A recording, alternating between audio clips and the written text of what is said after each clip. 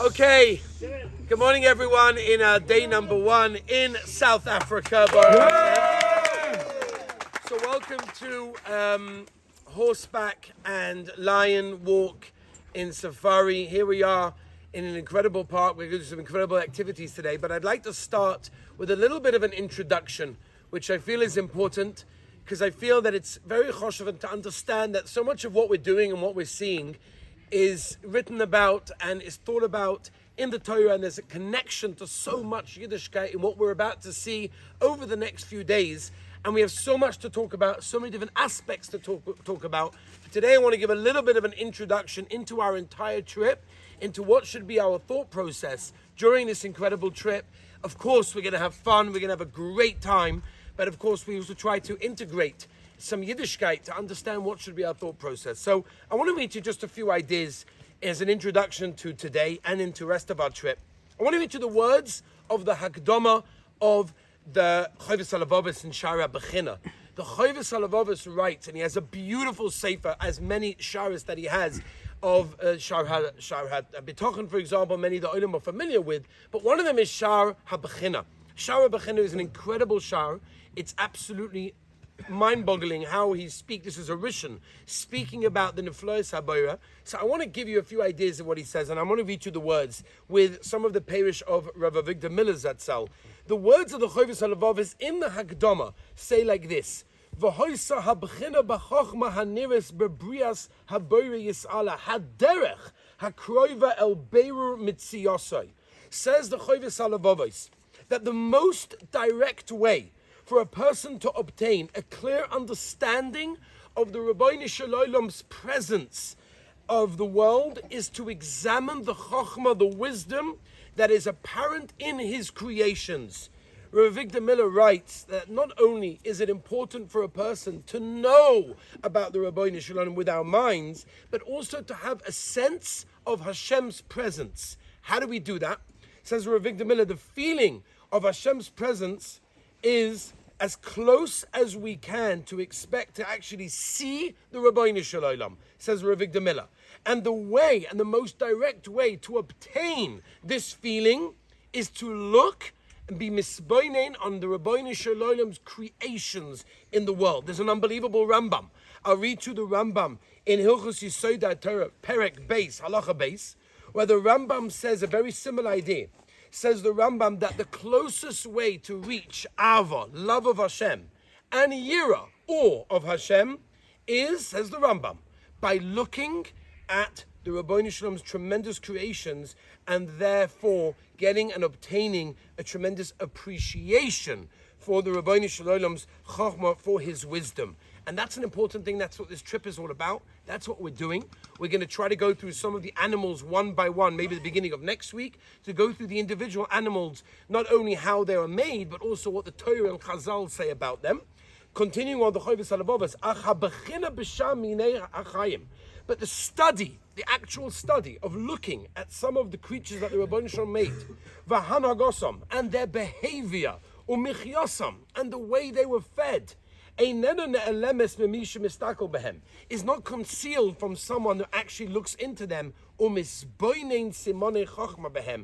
ponders the signs of the Rabbeinu Shalom's chokhmah in them. Rabbi say this is written by a Rishon. Right, this is written by a Rishon. The Chovis Halavavis writes that this is what we're doing. The Rav Avigdor Miller adds a thing over here which is amazing. He says our awareness of the signs that these animals have is actually the main purpose why they were created. The main purpose, says Rav Avigdor Miller, why they were created is for us to be able to look. And the Chovis Halavavis goes on to explain, I won't give you the words, but he goes on to explain how many people look in their world and they're blind. They're poshut blind. They go through their whole life and they're blind. They don't see Hashem in the creations of the world. They don't see a creation of Hashem and say, wow, that's the Rabbeinu Shalom's chokhmah. They don't see that. And Shara Bechina in Chovis Halavavis is to observe, to reflect, to examine, and look into with depth and understanding into every single thing. It means to open up our eyes. This trip is about opening up our eyes. We don't want to walk through life with our eyes closed or half closed. We want to be able to open up our eyes to the Rabbeinu Shalom's incredible creation. Shlomo HaMelech, the wisest of all men, tells us, a pasuk in Keheles Perek Gimel, pasuk Yud Daled, Says the Pasuk, and I'm going to translate it in English, the Rabban Shem acted so man should be in awe of him.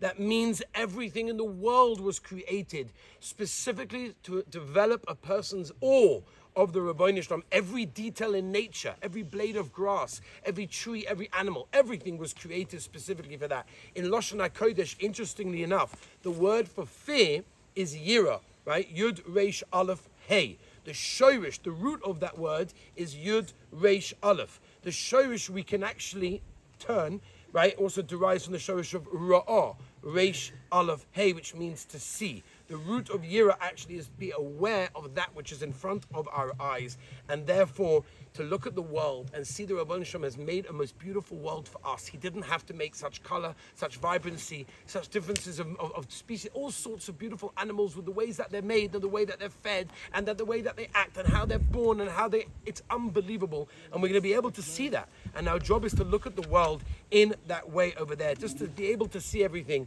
We're able to call out to the Rabban Shem, and this would be a thought of a theme of this entire trip. Right, the Pasuk in Tehillim that David HaMelech said, which is so famous in Perek Kuf Daled, Pasuk Chof Daled. The Pasuk in Tehillim, David HaMelech said, Marabo Masecha Hashem. How magnificent is your handiwork, Hashem. And it's sad that so many people say the Pasuk but don't appreciate it, don't realize it. And therefore we have to realize that the entire purpose of the Rabban Shem creating this world is to be able to look through the lens of our eyes and see the Rabban Shem into and in through those creations in that way, which is amazing to see all the different things. And if you pay attention to every minute detail, and you realize how the Rabban Shem created it, is absolutely credible. And Chazal, with the Ruach HaKodesh, were able to see this, and they spent time. We're going to see throughout the days, we're going to see how Chazal were able to spend time. It's not Bidl Torah, it's not something they shouldn't be doing. Faket. Chazal spent time on looking at how the world was created and how the animals were made and all the details of every animal and how much we can compare ourselves and our lives to so many of those details. The Gemara tells us, for example, why the eyelids of a rooster close from bottom up, unlike human beings. And for example, the Gemara talks about why they perch on the rooftops, specifically in that way. Right? Rav Victor Miller tells us the Gemara goes through intricate details of how animals were made and how exactly they work and how they're created. Why? Because our job is to discuss them, our job is to look at them, and our job through that is to see the gadlus of the Rabbeinu Shalom. Will just end with an incredible, incredible pasuk. This is a pasuk in Iyov, Perek Lamed Hey, pasuk Yud Aleph. The pasuk says, Malfeinu mabehemois oretz umeoif hashamayim yechakmeinu. That means, the lashon of that pasuk, the translation is, he teaches us more than the animal of the land, and he makes us wiser than the birds of the heaven. That's the literal translation. But perhaps there's a different way to understand and translation. And that is, the Gemara tells us in Eruvin Daf Kuf Amud Beis, that maybe he teaches us from the animals and from the birds of the heavens to make us wise. And the Gemara tells us in Eruvin Daf Kuf Amud Beis, that Omar Reb Chia tells us, what does it mean? He teaches us from the animals of the land and from the birds of the heaven. He makes us wise. This pasuk in Iyov that we just quoted says Reb Chia in the Gemara in Eruvin Daf Kuf Amud Beis. It means he makes us wise. He teaches us from the animals of the world. There's a perek in Tanud Ve'Eliyahu, perek base, where he says Marabo Masecha Hashem, the pasuk in Tehillim. Come and look. Eliyahu Novi says how many different types of domesticated and wild animals there are, and birds in the world, different types of fishes in the sea. Says the Tanud Ve'Eliyahu, is one voice like another one? Is the appearance of one like the other? Is the personality of one like the other one? Is the taste of one like the other? Says Eliyahu Novi, no, it's not. It's completely different. And we'll just end that if you look through Iyov, you will see an amazing description of the animal kingdom.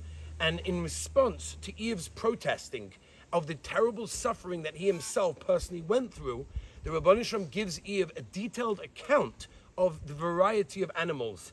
And the question is, why did he do that? So some say it was to humble Iyov into realizing the marvels of nature of the world. All we could say, it was the intent was to demonstrate the Rabban Shem's hashgacha pratis on the animal kingdom and impress upon Iyov that there's a plan and purpose to existence, even if man is not able to see that. And the result of that is to be able to praise Hashem, to be Mishabeach Hashem, to realize Hashem's world. I'm looking forward to an incredible trip. We're going to have amazing fun. And I'm looking forward to an incredible journey of seeing the lens of Chazal, the lens of the Torah, of every animal and the details in the creation of the world. Enjoy the wonderful day that we have.